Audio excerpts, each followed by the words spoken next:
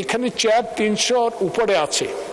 চেয়ারগুলোর অবস্থা, আমরা যারা ১৬ বছর এখানে ম্যাক্সিমাম আর সহকর্মীরা পুলিশের দ্বারা নির্যাতিত, কারো কোমরে নাই, কারো হাতে ব্যথা, কারো পিঠে ব্যথা। এই চেয়ারগুলো বসা পিছনে গ্যাপ প্রায় ৩ ইঞ্চি। যখন এখানে বসা হয় তখন এই গ্যাপটা পূরণের একটা ব্যবস্থা গ্রহণ করার দরকার, কারণ এখানে অনেক ইয়াং এমপি আছেন যারাও বুঝতে পারেন না এখানে। আর সকল এমপিদের পক্ষ থেকে আপনার মাধ্যমে, আপনি একজন অত্যন্ত মেধাবী বাংলাদেশের যুদ্ধের একজন সৈনিক। আমরা যারা এখানে 248 জন, মনে 2 জন অনুপস্থিত আছেন হাইকোর্টের রায়ের অপেক্ষায়, আশা করি অচিরে ওই 2 জনও আমাদের সাথে সম্পৃক্ত হবেন এই অধিবেশন। একটা বিষয় উল্লেখ করতে চাই, গত পরশু মাননীয় আমাদের অপোজিট সংসদ সদস্য মাথা নুয়ে আপনাকে বা এই সংসদে আপনার বিষয়ে সকল সংসদ সদস্যের মাথা নুয়ে একটা বিষয় উত্থাপন করেছেন।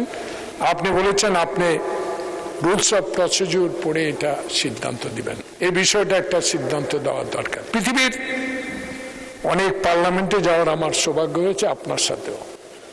তো সেখানে আমরা দেখেছি এই নিয়মটা আছে।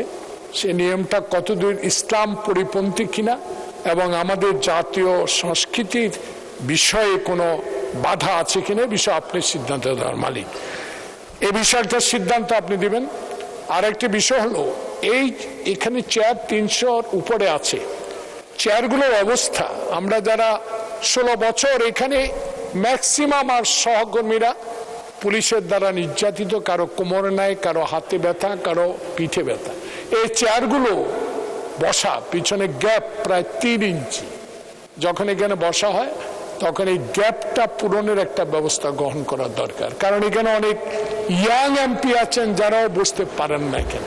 আর এই চেয়ারগুলোর ওজন দেখেন। এটা করা হয়েছিল আমি জানি, আমি যখন 1991 সালে প্রথম মাননীয় দেশ নেত্রী বেগম খালেদা জিয়ার শাসনামলে আপনার সাথে এমপি হয়েছিলাম। এই চেয়ারগুলোর সম্বন্ধে তখন প্রশ্ন করা হয়েছিল, রেকর্ড খুঁজলে আপনি পাবেন।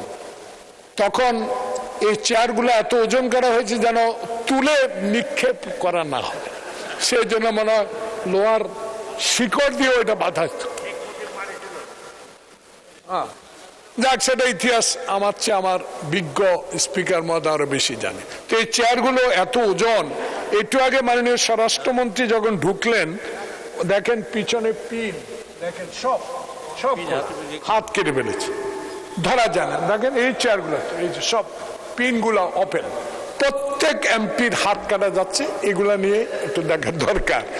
আর আরেকটা বিষয়, মাননীয় শিক্ষামন্ত্রী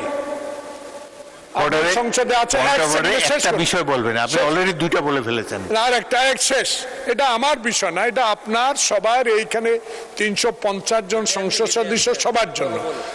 শিক্ষা মন্ত্রণালয় আমার নির্বাচনী এলাকা না, সব মাননীয় সংসদ সদস্যের নির্বাচনী এলাকা, প্রাইমারি স্কুল 80টার উপরে প্রাইমারি স্কুল, 2টা নির্বাচন উপজেলা, প্রাইমারি স্কুলের হেডমাস্টার নেই।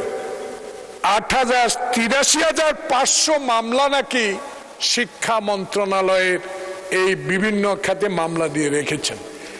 কোথাও কোনো শিক্ষক নাই, প্রধান শিক্ষক। ধন্যবাদ। দয়া করে আপনি তার থেকে এই বিষয় জেনে নেবেন। আমরা শিক্ষক চাই। আমরা এই শিক্ষা মন্ত্রণালয়ের সবচেয়ে, স্বাস্থ্য মন্ত্রণালয়ের বাজেট অনেক বেশি। অনুগ্রহ করে মামলার জট আপনি সরাবেন কিনা, আপনার মাধ্যমে মাননীয় শিক্ষামন্ত্রী একটা বিবৃতি, মাননীয় সদস্য, আপনি নোটিশ দেন, শিক্ষামন্ত্রী বরাবর একটা নোটিশ দেন, তখন আমরা বিবেচনা করব। আর মাথা নোয়ানোর ব্যাপারে আমি পরবর্তীকালে জানাবো। বাকি পয়েন্ট অফ অর্ডারে সাধারণত একটা বিষয় হয়, এবং তাও বাজেট সেশনে পয়েন্ট অফ অর্ডার অ্যালাউ করা হয় না।